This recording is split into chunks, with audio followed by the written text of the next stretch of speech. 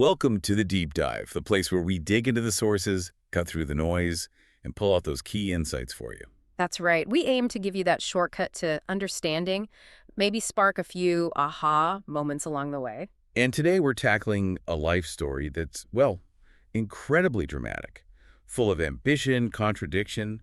It genuinely reshaped a nation. We're looking at the woman known by several names, Yunhe, Lan Ping, but most famously, Madame Mao, Jiang Ching. Our main source for this is Anchee Min's Becoming Madame Mao.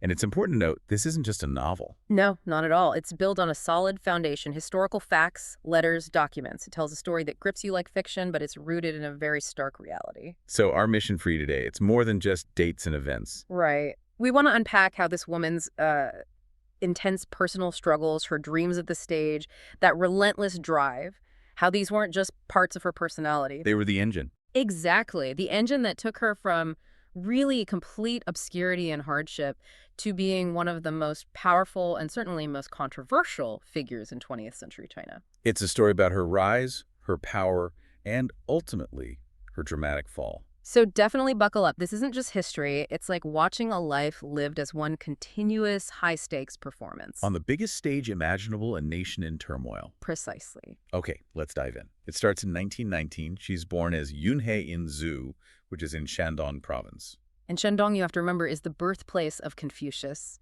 Deeply traditional, very rigid rules. Sets the scene, doesn't it? Yeah. And her upbringing sounds, well, brutal. Extremely difficult. Min describes her mother as a radish pickled in the sauce of misery, just full of sadness, often silent. And the father. 60 when Yunhe was born, basically a stranger. And violent, the book mentions him hitting her mother with a shovel, calling her awful names. Just terrible. And Yunhe was the last concubine's daughter. Yes, feeling like the most distant relative, an outsider right from the start. And it's in this environment that we see her first major act of, well, defiance. It's centered around foot binding. Ah, yes. The foot binding.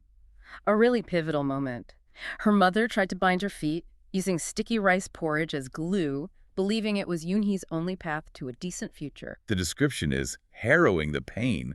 Her feet swelling up like elephant legs, getting infected. And her mother, weeping, insisting she endure it, telling her females are like grass, born to be stepped on. But Yunhe didn't endure it. No. At a very young age, she just ripped the bindings off. A raw act of defiance. And she later called this her debut. Exactly. Her debut as a heroine of the real-life stage. You can almost hear the echo of that later during the Cultural Revolution when she famously shouted, "If there is no rebellion, there is no survival." Wow. The seeds were sown early.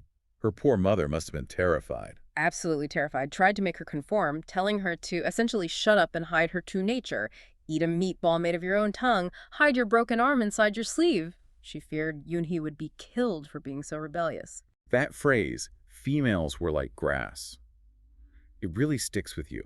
How did that early trauma, that rebellion, shape her core beliefs? It seems to have deeply ingrained this idea that one must collect the debts owed to one. The source says she had little desire to understand forgiveness. But revenge. Revenge she understood completely, in the most savage way, apparently, quick to eliminate anyone she saw as an enemy. And then there's the peacock among hens idea. Right. When she went to live with her grandparents in Jinan, her grandfather, kind but powerless, he taught her opera. He called her that. A peacock living among hens. That's quite a label. It really stuck with her, shaped her self-image, fueled that ambition. It told her she was special, destined for more, regardless of the constraints placed on women then. So this ambition, this feeling of being destined for more, what happens next? Her mother disappears from the picture. Pretty much. She remarried and vanished from Yunhe's life. And this, perhaps, pushes Yunhe towards the stage. She wants a heroine's life, directly defying her grandfather's view of actresses as little better than prostitutes. So she runs away. Runs away, joins a local opera troupe, begs them to take her in, even makes up a story about being an orphan. But the reality of the theater wasn't quite the glamorous heroine's life she imagined, was it? Not at all. It was harsh. Menial chores, occasional beatings. She saw the leading actresses, how quickly their youth faded, how they were forced to entertain, well, unpleasant older men. Grim. Very. But even so, her first tiny role, just one line, "Tea, madam," but in full costume. That gave her a taste of that imagined world, her place in it. Still, the ambition burned brighter. Yes. Ambition, boredom with waiting. She eventually left. Her grandfather actually paid for her release from the troupe. She needed a bigger stage. Which led her to Beijing. But that wasn't smooth sailing either. No, far from it. Her Shandong accent was a major hurdle for acting roles in Beijing. She faced rejection, poverty, even started doubting herself. And this leads to her first marriage. Yes, to a Mr. Fei, a small businessman. But she saw it purely strategically. A rock in the middle of the river, a temporary fix. Just a prop. A prop in her real-life show, as Min puts it. And when his family tried to get her to bind her feet again, well, that was it. Divorce. A complete non-starter for her. Absolutely. And that marriage. Later, completely erased from her memory, a pattern starts emerging. Okay, so she's desperate again. Where does she turn? She gets help from Yu Shan, the wife of the Shandong University president, gets a job as a library assistant, part-time student status. And this is where things take a significant turn, politically and romantically. Exactly. She meets Yu Shan's brother, Yu Qiwei. He's a charismatic student leader, a Communist Party secretary. And his passion, his exalted belief in communism, it instantly attracts her. They get married? A spirit union marriage in 1931. No real ceremony because of the Japanese invasion, but she felt deeply connected to his cause, felt like she was part of China's future. But then that pattern you mentioned kicks in again. It does. Yu Qiwei gets arrested. He's a communist. It's dangerous times. She's initially distraught, but she moves on quickly, finds another boyfriend, Chao. Oh. Yeah. When Yu Qiwei is released, she gets caught with Chao. And guess what happens to Chao in her memory later? Erased. She tries to reconcile with Yu Qiwei, follows him to Beijing, but he's distant. It's an inevitable parting. Her loyalties seem very flexible, tied to her own advancement. So after Yu Qiwei, where does she go? The ambition is still burning. Shanghai. She sees it as Asia's Paris, a heaven for adventurers, perfect for someone looking to reinvent themselves yet again. And she finds work there. Yes. Acting roles in left-wing theaters and roles at Shanghai University. She's careful, though. Avoids the trap of becoming a rich man's concubine, which happened to many actresses. She plays the angles. Very strategically. She cultivates this image actress, yes, but also a patriot, which was a powerful identity with Japan invading. And crucially, she keeps her communist past hidden. But trouble finds her anyway. It does. Her patriotic activities get her arrested. She's interrogated, witnesses torture. It's a terrifying experience. How does she handle it? Another performance. Absolutely. She plays the convincing role of an innocent, sings opera for the guards. And eventually, she signs a paper denouncing communism to get released. Justifies it how? As a necessary trick with the enemy, survival first. And after release, she makes a clean break. Gets rid of communist materials, sheds her old identity. And takes a new name. Lan Ping, Blue Apple, signifying her Shandong roots, but also a fresh start. Wiping the slate clean again. And as Lan Ping, she finally gets that big break on stage. Yes, playing Nora in Ibsen's A Doll's House, huge acclaim. But then, drama with her co-star Zhao Dan, the king of Chinese stage and screen. He charmed her, then tormented her. And ultimately abandoned her. It was a bitter experience, made her feel she can't escape Dan and men like him. A real sense of vulnerability, perhaps. Maybe. But then she meets someone new. Tan Na. Tan Na, yes. An intellectual journalist, completely smitten by her performance as Nora. The source puts it beautifully. To Yu Qiwei, she was a star in his universe. To Tan Na, she is the universe. That sounds intense. He was intense. Passionate, romantic, but maybe not very realistic. He became her hero for a moment when he defended a rickshaw driver, yelling, "There has to be a revolution." Ah, appealing to her rebellious side again. Did this relationship last? No, it crashed and burned spectacularly. Tang Na's radical views cost him his job, led to financial ruin. He turned on her, called her ambitious, a Philistine. Ouch. Big arguments, infidelities. The magic was gone. She wrote him this incredibly harsh farewell letter, called him weak, said he was drowning her, told him to learn to walk on his own legs. Wow, she didn't pull punches. Not at all. And ironically, after leaving him, her film career took off. She got these heroic roles in anti-Japanese films like Blood on Wolf Mountain. It's like shedding these relationships unleashed her own power. So her star is rising in Shanghai, but the political situation in China is intensifying. Where does that lead her? It leads her to Yan'an in August 1937, the communist revolutionary base, a world away from Shanghai glamour. What were her first impressions? Austere. Caves, fleas, harsh winds, rough food. It was tough. But she was strategic from the moment she arrived. How so? She immediately sought out Kang Sheng. Mao's security chief. Yes, and crucially, also from Shandong province, like her, they formed a special relationship, a partnership. He became a key advisor, telling her flat out, forget Yukiwei. Speaking of Ukiyo, did they meet again in Yenin? They did, but it was cold, very official. She felt like, and this is a quote from the source, a prostitute trying to make a sale, just transactional. Yet she still helped him later. Yes, she made sure Mao eventually gave him a job as mayor of Qingdao. It's that mix, again, personal feelings maybe, but also strategic placement, keeping potential rivals or complications managed. Okay, so she's in Yenin. She's made a powerful connection with Kang Sheng. And then comes the big one, Mao Zedong. The encounter that changes everything. She first sees him at an opera performance. Her description. She saw him like the Buddha on a lotus flower, clearly captivated. How did she manage to get his attention? She was an actress, potentially controversial. She played it very carefully. Their first private meetings, she seemed shy, demure, but used that intense gaze of hers, bathing him with her sunshine, as Min writes. Found common ground. They talked about Shanghai, which they both knew. He told her stories of the Long March. Then he invited her to his cave dwelling for more questions, setting up this dynamic. Teacher and student. Yeah, exactly. Like a clever setup. And you have to understand the context of Mao's own marriage at that moment. It's fascinating. What was happening there? He was married to Zizhen, a respected Long March heroine, mother of his children. But she'd been wounded, was suffering.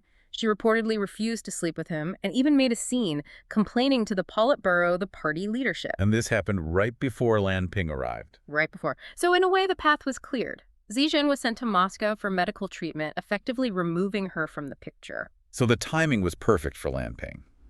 But marrying Mao couldn't have been simple politically. Definitely not. The Politburo, the communist leadership, they were wary. They imposed strict conditions, rules for the marriage. What kind of rules? Basically, she was to be invisible. No public role, no political involvement, no influencing Mao through pillow talk. Stay behind the scenes. Did Mao agree?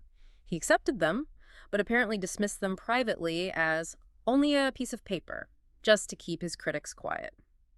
And how does she see these rules? Strategically, of course. She figured if Mao conquers China, well, then she'd have earned her right to speak, to be involved. She was playing the long game. And they became intimate. Yes. The book even describes them making love while he was deep in thought, formulating war strategy. She described her body going wild when he lost his train of thought, a ritual she later claimed as her own contribution. Their wedding day itself sounds odd. Less a celebration for Mao, more a chance to gather intelligence from guests, and that's when he told her his secret of ruling. It's the mind you ought to tattoo. That line. And she felt her own mind was tattooed at that moment. But reality bites quickly. Rumors immediately started flying. About Mao's health, her being a bad influence. All of it. She felt the hatred for the actress from many in the party elite, but she rationalized it. Mao's mission was everything. They had a daughter now, named after a teaching of Confucius, interestingly enough. Which is curious, given her rebellion against tradition. Life in Yenin wasn't easy, even as Mao's wife. A rival, Fairlin, mocked her openly as Madame Mao. And Mao's reaction. He just dismissed intellectuals like Fairlin as bookworms. Didn't really defend Jiang Ching personally, more just dismissed the critic. And he dismissed her own political ambitions too, didn't he? That "you are not Madame Roosevelt" line. Yes. That must have stung deeply. She was doing harsh chores, scrubbing chamber pots, washing clothes and freezing rivers, getting frostbite, feeling like a queen who is a maid. While Mao consolidated power. Exactly. He became the sole party boss, with Li Shaoqi as his number 2. But this didn't bring her happiness. Mao did defend her publicly sometimes, though. Using Kang Sheng. Yes, getting Kang Sheng to paint her as this communist goddess who gave up Shanghai luxury for Yenin's hardship, managing her image when it suited him. But it's during this time that a specific incident really fuels her desire for revenge, isn't it? With Fairlin. Yes. Fairlin didn't just mock her. She confronted Mao directly. Called him crazy, said he was copying Hitler. In front of others. Yes, and Jiang Ching was apparently seething. She vowed then and there, I will make her go through what she is making me go through now. You can see the personal slight turning into a future political vendetta. Fast forward to after the communist victory in 1949. They move into the Forbidden City in Beijing. Does life improve for her?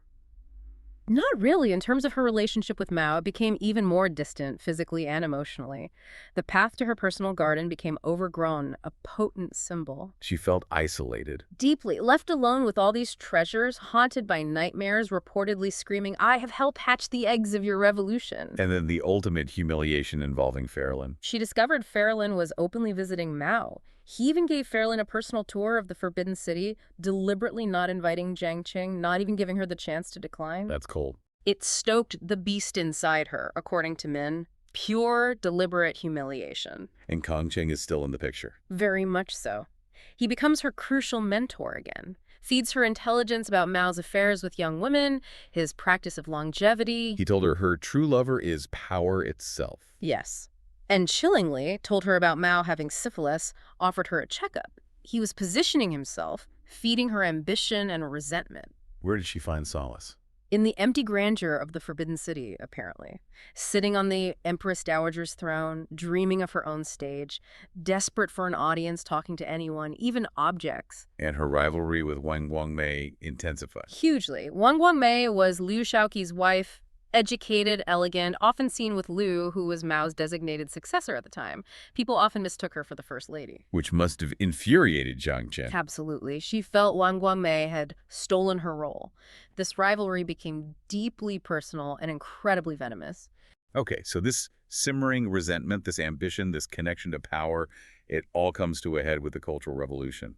Mao feels threatened. He's convinced opponents, likely Liu Shaoqi and Deng Xiaoping, are plotting against him. So he gives Jiang Ching her marching orders. Go around and light fires. He's unleashing her. Completely. There's a secret meeting, just Mao, Jiang Ching, Kang Sheng, and another radical ally, Cheng Qiao. They declare it's time to rebel, target the Cultural Bureau. And Kang Sheng's role. The enforcer. Get rid of any dog who dares to block the way. Chilling. And Jiang Ching thrives in this chaos. She does. She cultivates young Red Guard leaders like Kuai Da Fu, praises them, makes them her pets. She incites students to attack moderate work teams sent by Liu and Deng. Her power is suddenly very real, very public. But this power grab had personal consequences too, particularly their daughter Na. Yes, a really sad part of the story. Na chose to marry and move away to Ningxia, described as a remote ghost place, essentially abandoning her mother at the height of her power. Did Jiang Ching regret her neglect? The source says she was heartbroken, regretted it, but felt trapped. Unable to get off the tiger's back. She felt she had to keep going, primarily to please Mao. She even turned Liu Shaoqi's own daughter against him. Manipulated her into betraying her father, yes. Shows how ruthless she'd become. Personal ties meant nothing compared to the political goal. And Mao's philosophy during this. Explicitly brutal. Heartlessness is the price he has to pay. He wanted chaos, absolute chaos and violence to forge his new China. He even dared his own military leaders publicly. Arrest my wife. Take her out. Shoot her if they disagreed. Testing loyalty, showing she acted with his full authority. While this political chaos raged, she also focused on culture, didn't she? The model operas. Yes, pouring energy into these revolutionary model operas. Absolute perfection demanded endless retakes, thousands of cultural workers involved. Creating works like Taking the Tiger Mountain by Wit. Exactly. These became the only approved art form, dominated newspapers, everything. It was total cultural control. But did she ever confront Mao about the human cost? Like the famine caused by his great leap forward? She did raise the famine 20 million deaths by 1959. But Mao just dismissed his disastrous policy as a chimpanzee experiment, completely detached from suffering. The purging of rivals becomes systematic now. Lin Biao first. Yes. Mao named Lin Biao his defense minister as successor. Then, suspecting a coup, he seems to have orchestrated Lin's death, a plane crash in Mongolia. How was it reported back? Tang Sheng told Jiang Ching it was handled neatly and quietly, which left her wondering, would Mao eventually turn on her? A chilling thought. And then Liu Shaoqi, the man Mao feared, was plotting against him. His end was horrific. Purged, subjected to brutal interrogations 94 hours straight, the source says severe beatings, total neglect. He died weighing only 65 pounds. And Mao's reaction? He felt safe again, just Right. chillingly pragmatic. And Wang Guangmei, Jiang Ching's rival. She got her revenge. Wang Guangmei was publicly humiliated, forced to wear a ridiculous necklace made of ping pong balls, photographed as an object of ridicule. Did Jiang Ching admit it was personal? She admitted the personal grudge, yes, but insisted her main drive was always the desire to please Mao, though it's hard to separate the two, isn't it? Almost impossible. There's a strange interlude where she meets Zhao Dan again, the actor who abandoned her. Yes, he'd been imprisoned for years as a communist suspect. They apparently shared drinks, reminisced, a brief, perhaps reflective moment amidst the political terror. But the endgame is approaching. Mao is getting older, more paranoid. Yes, ordering his swimming pool demolished, fearing missile attacks. He starts rejecting Jiang Ching's cultural proposals, just scrawling discard on them. The power dynamic is shifting. And then comes the ultimate betrayal from Kang Sheng. Her longtime ally, her mentor, now terminally ill, maybe trying to save his own legacy or settle scores, he turns on her.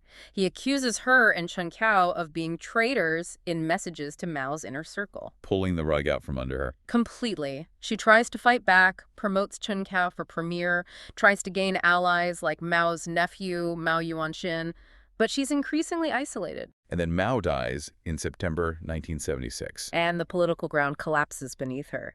Less than a month later, October 6, 1976. The final scene.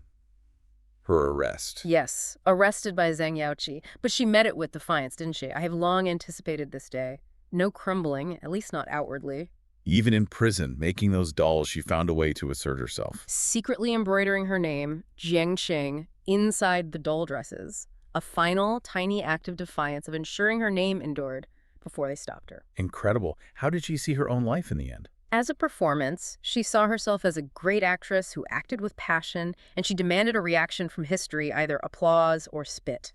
Okay, let's try and process this. What does it all mean? We followed this life, tumultuous, terrifying, undeniably theatrical. A woman who literally fought her way onto the world stage. Yeah, from Yunhei, the child tearing off her foot bindings, to Lan Ping, the ambitious actress in Shanghai, navigating those treacherous waters, and then Jiang Ching, the enforcer, maybe even the embodiment of the revolution's fury. Her story really shows how personal trauma, ambition, and political power can merge, sometimes with devastating consequences. It's a stark reminder that unchecked will fused with absolute power. It transformed her, but it also warped something, leading to immense suffering, both hers and the nation's. Her life wasn't just in the drama, it became the drama. So think about that connection for a moment. How much were her later actions, that ruthlessness, shaped by those early fights for survival, for identity? Was it the wounded child lashing out, or the calculated politician? Or both. And maybe that leads us to the final thought. When someone's life gets so tangled up in the political theater, does the character they play ever really leave the stage? Or do they become this permanent fixture in our collective memory, always provoking strong reactions, applause, or spit, just like she wanted long after the curtain falls? Something to definitely mull over.